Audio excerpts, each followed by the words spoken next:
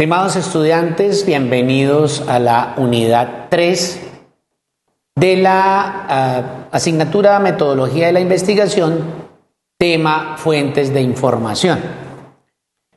En esta ocasión, digamos que el enfoque que tiene la asignatura está dado sobre la elaboración de las citas bibliográficas y las referencias bibliográficas pues necesarias para realizar textos de trabajos de grado a nivel tanto tecnológico como profesional.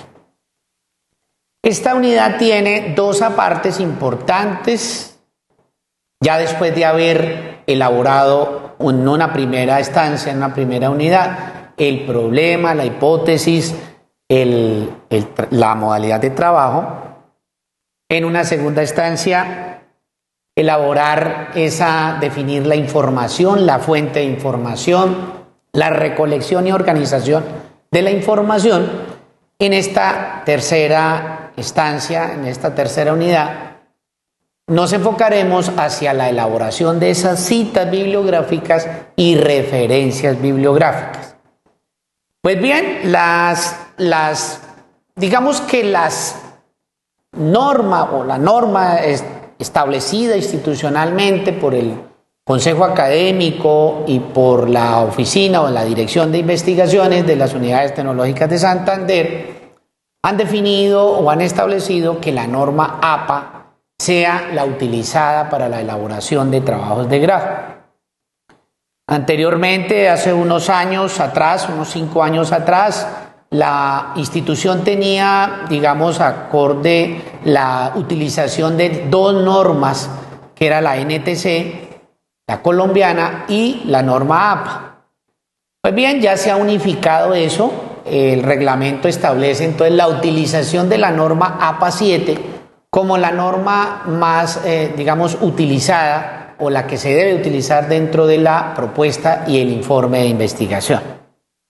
La norma APA, un poco para hablar de esa historia, un poco el antecedente de APA, esa Association American Psychology o Asociación Americana de Psicología, es esa APA, la abreviatura como tal, está desde 1952, fue la primera edición de las normas y ha venido evolucionando hasta el 2019 con su séptima edición, que es la que estamos, o la que se utilizaría dentro de estos últimos, digamos, enfoques de la estructura textual, como, digamos, la guía y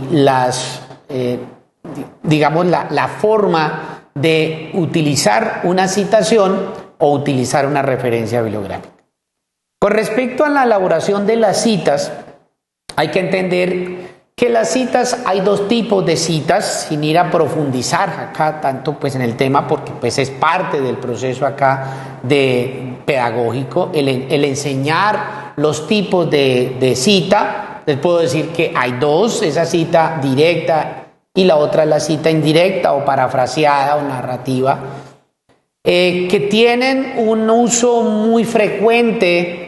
Y yo diría que la más frecuente pues es la indirecta más que la directa. Esa directa es esa cita textual, esa cita que se escribe exactamente como aparece en la fuente de búsqueda, ¿no?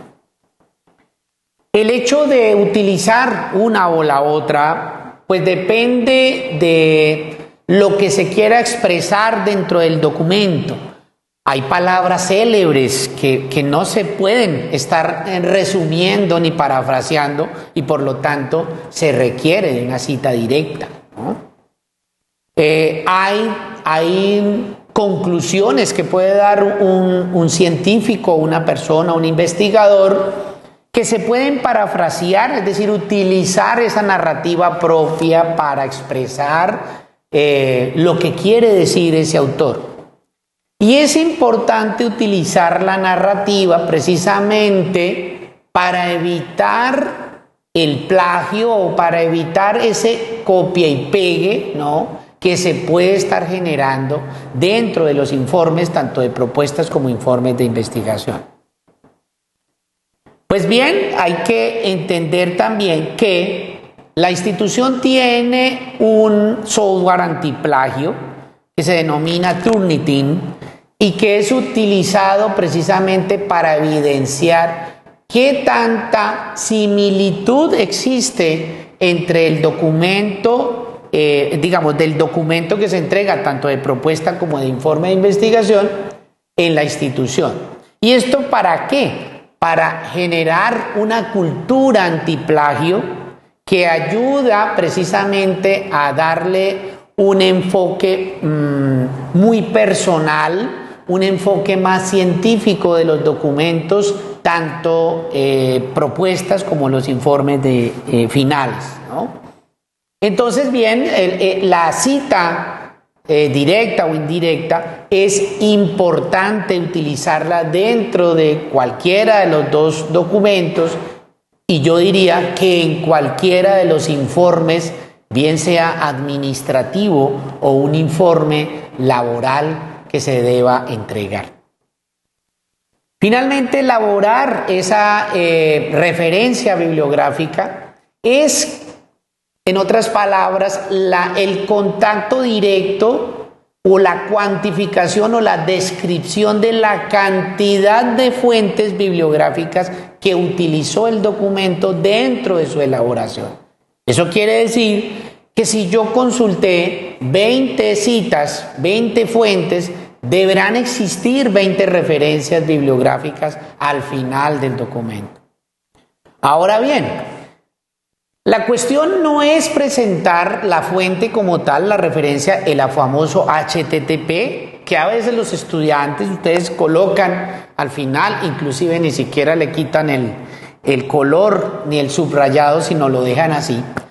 Pues bien, les puedo decir que es la forma más vulgar de presentar una referencia bibliográfica. ¿Por qué? Porque tiene un proceso, tiene unos apartes como el hecho de presentar primero el autor, segundo el año, entre paréntesis, tercero el tema en forma cursiva, cuarto la institución que lo emite o que lo avala y finalmente la paginación o volúmenes, etcétera, terminando con el link de donde se encuentra dicha documentación.